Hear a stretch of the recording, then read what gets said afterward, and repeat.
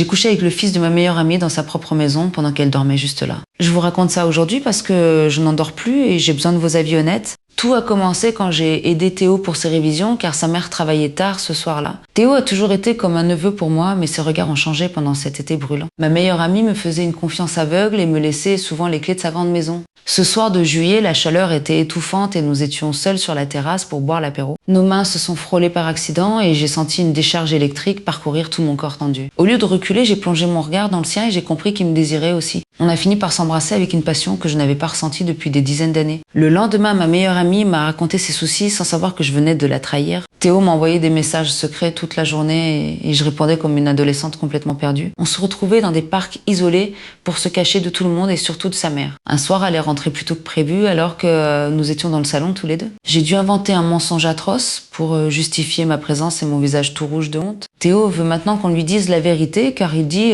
qu'il m'aime vraiment plus que tout. Si je parle, je perds ma meilleure amie pour toujours et je brise sa famille en 1000 morceaux. Mais si je reste avec lui, en secret, je vais finir par devenir folle à cause de ce mensonge. Dites-moi en commentaire ce que vous feriez à ma place car je suis totalement perdue ce soir. Abonnez-vous pour ne pas rater la suite de cette histoire car je vais bientôt tout lui avouer.